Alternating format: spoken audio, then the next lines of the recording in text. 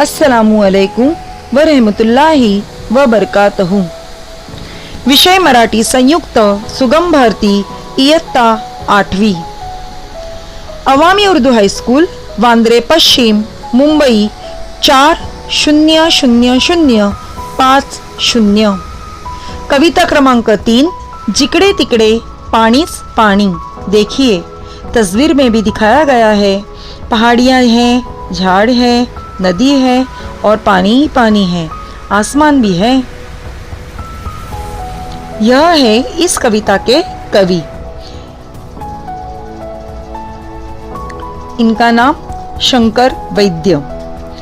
जन्म 1928। प्रसिद्ध कवी व कथाकार। त्यांचे आला क्षण गेला क्षण हा कथासंग्रह, कालस्वर दर्शन हे कविता संग्रह, आदित्य, रसयात्रा, प्रवासी पक्षी ही महत्त्वपूर्ण संपादने इत्यादी लेखन प्रसिद्ध आहे। प्रसिद्ध यानी मशहूर। प्रस्तुत कवितेत कवीने पावसाळ्यात या सृष्टीमध्ये दिसणाऱ्या बदलत्या दृश्याचे अतिशय मनोहारी शब्दचित्र रेखाटले आहे। प्रस्तुत कविता गीत पुष्पांचा फुलोरा या संपादित काव्यसंग्रहातून घेतली आहे। प्रस्तुत कविता में कवि ने बारिश के मौसम में इस सृष्टि के बदलते हुए दृश्य की बहुत ही सुंदरता से शब्द तस्वीर खींची है। प्रस्तुत कविता संपादित कविता संग्रह गीत पुष्पांचा फुलोरा से ली गई है। जिकडे तिकडे पाणीच पाणी, खळखळणारे झरे, झुळझुळणारे गवत पोपटी, लवलवणारे तुरे। जिकडे तिकडे जहां वहां, पाणीच पाणी, पाणी ही पाणी, खळखळणारे झरे, खळखळणारे यानी खळखळ आवाज निकाल कर बहने वाले, झरे यानी झरने, झुळझुळनारे यानी हवा की वजह से आहिस्ता से झूमने वाले, गवत यानी घास, पोपटी यानी तोते के रंग के, लवलवनारे यानी जल्दी से नीचे ऊपर ऐसे होने वाले, तुरे यानी घास के ऊपर के फूल यानी घास के फूल। फिर से एक बार, जिकडे तिकडे पाणीच पाणी, खळखळणारे झरे, झुळझुळणारे गवत पोपटी, लवलवणारे तुरे। जहां वहां पानी ही पानी, खड़खड़ आवाज निकाल कर बहने वाले झरने,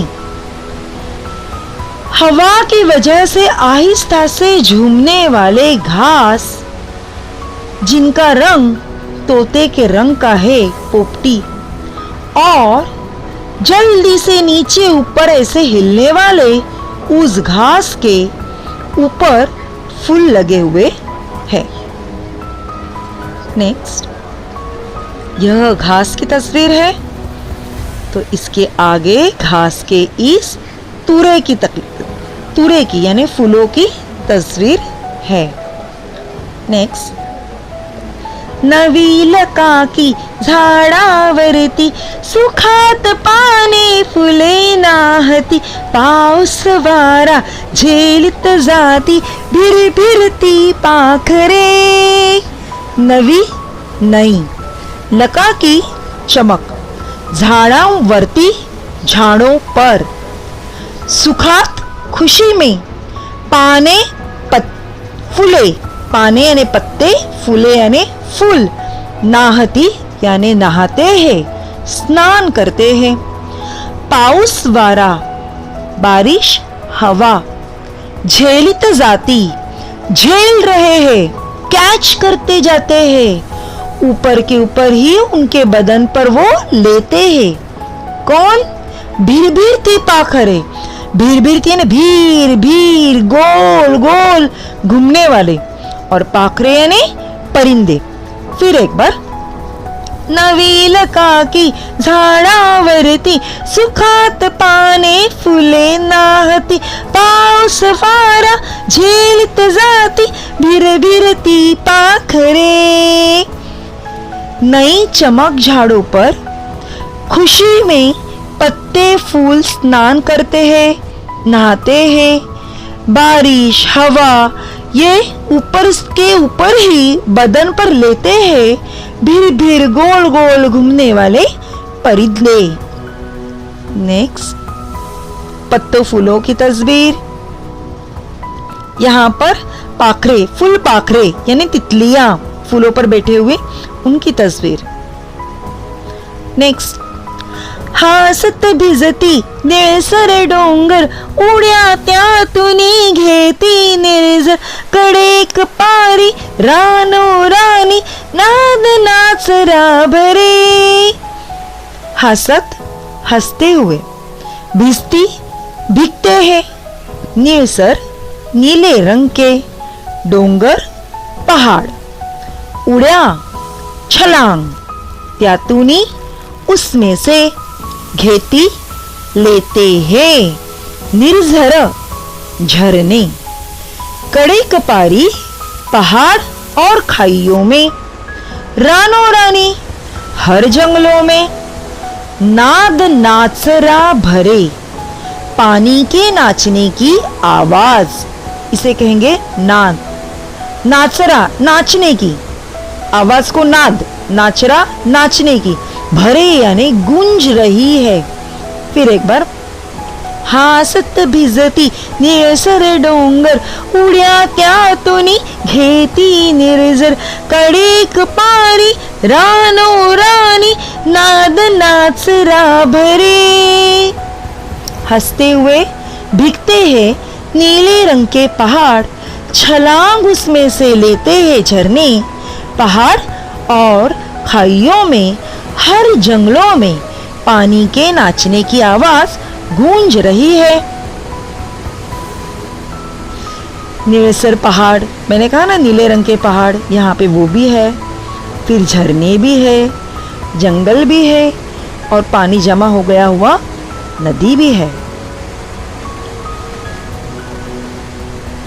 मध्येच घेता वारा उसळी, जरी ढगांची तुटे साखळी, हिरव्या रानी ऊन बागडे, हरिणा परी गोजिरे। मध्येच बीच में ही, घेता लेता है, वारा हवा, उसळी एकदम से ऊपर आती है, बीच में ही हवा ऊपर आती है एकदम से। जरी जभी, ढगांची बादलों की, टूटे टूटती है, साखड़ी श्रृंखला यानी बादल एक दूसरे से दूर होते हैं। हिरव्या हरे, रानी जंगल में, ऊन धूप, बागड़े छलांग, खुशी से छलांग मारना, बागड़े यानी खुशी से छलांग मारना। हरिणा परी, हरिण हिरन, परी जैसे, गोजिरे खूबसूरत। फिर से एक बार, मध्येच घेता वारा उसळी, जरी ढगांची तुटे साखळी, हिरव्या रानी ऊन बागडे, हरिणा परी गोजिरे। बीच में ही, दरमियान में ही लेता है, हवा एकदम से ऊपर आती है। जब भी बादलों की टूटती है श्रृंखला, यानी बादल एक दूसरे से दूर होते। कब होते दूर? जब हवा बीच में ही ऊपर आती है तब बादल एक दूसरे से दूर होते हैं। फिर हरे जंगल में धूप खुशी से छलांग मारते हुए आती है, जैसे कुछ खूबसूरत हिरनी छलांग मार रहा है। नेक्स्ट देखो, हवा ऊपर आने से बादलें दूर हो गई और फिर नीचे धूप आ रही है। कितना खूबसूरत नज़ारा है। यहाँ पे भी देखो, ये भी कितना खूबसूरत नज़ारा है। बारिश आकर जाने के बाद जो साफ सुथरे झाड़ पौधे दिख रहे हैं, हरियाली दिख रही है, आई हुई धूप दिख। अब हम कविता के नीचे के पाठ्यपुस्तक में के स्वाध्याय देखेंगे। प्रश्न क्रमांक 1, आकृति पूर्ण करा, यानी कृति पूरी करनी है, वेब शक्ल पूरी करनी है। जिस अंदाज में सवाल पूछे हुए रहते हैं उसी अंदाज में आपको जवाब देना है। सवाल, कवि ने खालील शब्दांचे, कवी ने नीचे के अल्फाजों के वर्णन करण्यासाठी वापरलेले शब्द खुलासा करने के लिए इस्तेमाल किए हुए अल्फाज। झरे यानी झरने, जवाब खड़खड़ानारे, झरने खड़खड़ आवाज निकालकर बह रहे थे, इसलिए जवाब खड़खड़ानारे। नेक्स्ट, गवत यानी घास, जवाब झुळझुळणारे, यह अल्फाज इस्तेमाल किया उन्होंने, कवि ने। नेक्स्ट, तुरे, तुरे यानी घास के ऊपर के फूल, उसके लिए कवि ने लवलवणारे यह अल्फाज इस्तेमाल किया है। तो पाखरे, इसके लिए पाखरे यानी परिंदे, इसके लिए भिरभिरती यह अल्फाज कवि ने कविता में इस्तेमाल किया हुआ है। नेक्स्ट, प्रश्न क्रमांक 2, खालील मानवी कृति यानी इंसानों का काम करणारे, करने वाले कवितेतील घटक कोणते ते लिहा। कविता में आए हुए घटक कौन से है वो लिखना है। मानवी कृति, इंसानों का काम, एक तरफ इंसान जो जो काम करते वो लिखा हुआ है और दूसरी तरफ कविता में आए हुए घटकों का हमें जवाब लिखना है। एक सुखात नहाने, खुशी से कौन नहा रहा है, पाने फूले, ये जवाब है। भीगने, भीगना, कौन भीग रहा है, डोंगर यानी पहाड़, ये जवाब है। उड्या मारने यानी छलांग मारना, कौन करता है, निर्झर यानी झरने, ये जवाब है। बागड़ने यानी खुशी से यहाँ वहाँ छलांग मारना, कौन करता है, ऊन, ऊन यानी धूप। नेक्स्ट, प्रश्न क्रमांक 3, कवितेतील ओळींचा तुम्हाला कळलेला अर्थ लिहा। अ, नवी लकाकी झाडांवरती, नवी यानी नई, लकाकी यानी चमक, झाडांवरती यानी झाड़ों पर। उत्तर, पावसाळ्यात झाडांवर, बारिश के दिनों में झाड़ों पर पाऊस पड़तो बारिश गिरती है, त्यामुळे इस वजह से जणू जैसे कुछ झाडांची, झाड़ों की अंघोळ होते, वह स्नान करते हैं। अंघोळ यानी स्नान करना, नहाना। ते वो स्वच्छ, साफ, टवटवीत, तरोताजा होते हैं, म्हणून इसलिए झाडांवर, झाड़ों पर नवीन नई लकाकी, चमक, तेज, नूर आलेले, आया हुआ, असते, रहता है। हा मला कळलेला अर्थ आहे, ये मुझे समझा हुआ मतलब है। आ, हिरव्या रानी ऊन बागडे, हिरव्या हरे रानी जंगल, ऊन धूप बागडे छलांग मारता है खुशी से। उत्तर, जवाब, पावसाळ्यात, बारिश के मौसम में सर्व, सभी, रान, जंगल हिरवे होते, हरे रंग का होता है। वाहत्या वाऱ्यामुळे, बहते हुए हवा के वजह से, ढगांची, बादलों की साखळी, श्रृंखला, टूटल्यावर, टूटने के बाद, ढगा आडून, बादलों के वहां से उस पार से, ऊन येते, धूप आती है। असे वाटते, ऐसे लगता है कि के सुंदर हरिण, खूबसूरत हिरन, जैसे जैसे उड्या मारते, छलांग मारता है, तसे वैसे ऊन, धूप उड्या मारत आहे, छलांग मार रहे हैं। हा मला समजलेला अर्थ आहे, ये मुझे समझा हुआ मतलब है। नेक्स्ट, प्रश्न क्रमांक 4, तुमच्या शब्दात लिहा, तुम्हारे अल्फाजों में लिखो। अ, कवीने कवितेत वर्णन केलेले, कवि ने कविता में खुलासा किया हुआ दृश्य, नजारा तुमच्या शब्दात लिहा, तुम्हारे अल्फाजों में लिखो। उत्तर, जवाब, पावसाळ्यात, बारिश के मौसम में, पाऊस पडल्यानंतर, बारिश गिरने के बाद, सगळीकडे, सभी जगह पानीच पानी दिसते, पानी पानी दिखता है। झरे झरने खड़ाड़त वाहतात, खड़खड़ आवाज निकालकर बहते हैं। गवत घास झुळझुळते, हवा की वजह से आहिस्ता से झूमते हैं। व त्यांचे तुरे और उनके फूल लवलवतात, यानी वह जल्दी से नीचे ऊपर ऐसे हिलने लगते हैं। झाड़ झाड़ स्वच्छ साफ दिसतात दिखते हैं। त्यावरील उसके ऊपर के पाने फुले पत्ते फूल आनंदाने खुशी से पावसात भिजतात, बारिश में भीगते हैं। ब्रैकेट में लिखा है, इसका मतलब नहाते हैं। पाखरे परिंदे आपल्यावर अपने ऊपर पाऊस वारा बारिश और हवा झेलत उड़तात, झेलते हुए उड़ते, यानी ऊपर के ऊपर ही बदन पर लेते हुए उड़ते हैं। निळसर रंगाचे नीले जैसे रंगों के डोंगर पहाड़ आनंदाने खुशी से भिजतात भीगते हैं। त्यातून उसमें से झरे झरने उड्या मारतात, छलांग मारते हैं। झऱ्यांचा नाचरा नाद, झरनों का नाचने वाला जो आवाज है, डोंगर दरियातून पहाड़ और खाइयों में से रानो रानी जंगलों जंगलों में घूमत रहतो, गूंजते रहती है उनके यहाँ वहां नाचने की आवाज। मध्येच दरम्यान में बीच में ही वारा हवा उसी मारून एकदम से ऊपर के तरफ जाकर ढगांची साखळी तोड़तो, बादलों की श्रृंखला तोड़ देता है, बादलों को एक दूसरे से दूर कर देता है।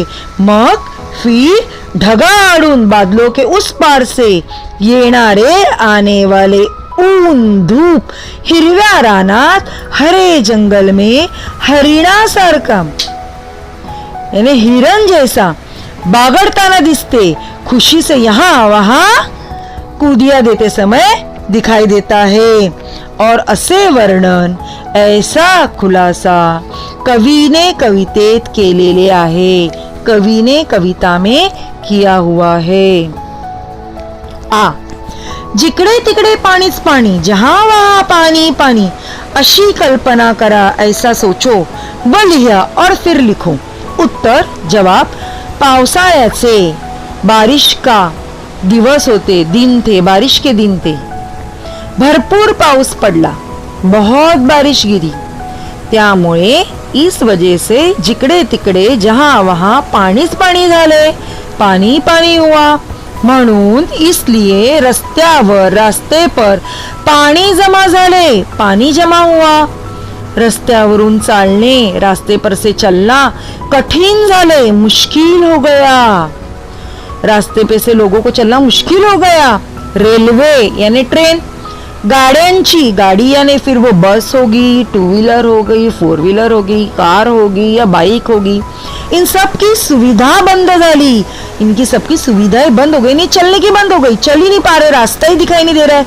रेलवे के लिए ट्रेन को ट्रेन का ट्रैक दिखना चाहिए, तो गाड़ियों के लिए गाड़ियों के पहिए जो है वो पानी से आगे जाने चाहिए। तो ये सारी सुविधाएं, बहुत सारा बारिश का पानी रास्ते पे जमा होने की वजह से बंद हो गई। फिर माणसे एकमेकांना मदत करू लागली, माणसे इंसान एकमेकांना एक दूसरे को मदत करू लागली, मदत करने लगे। बैठी घरात, नीचे के घरों में पानी शिरले, पानी घुस गया, म्हणून इसलिए घरातील, घर में के व घराबाहेरील और घर के बाहर जो रास्ते में अटके हुए हैं, ना ऑफिस जा सकते, ना काम को जा सकते, ना घर वापस आ सकते, ऐसे घर के बाहर के सर्वच जणांना, सभी लोगों को त्रास झाला, तकलीफ हो गई। 24 तास 24 घंटे सलग चालणारी, कंटिन्यूसली चलने वाली मुंबई बंबई दिवसा दिन के पावसामुळे थांबली, दिन में ही बारिश की वजह से रुक गई, थांबली, रुक गई। सर्वजण, सभी लोग पावसाने, बारिश से आता अभी थांबावे, रुकना चाहिए, सभी लोग बारिश ने अब रुकना चाहिए, म्हणून इसलिए आपापल्या परीने अपने अपने तरीके से प्रार्थना करू लागले, इबादत करने लगे, दुआ करने लगे कि अब तो बारिश रुक जा। इस तरह से हमारी ये जिकडे तिकडे पाणीच पाणी ही कविता संपलेली आहे। धन्यवाद।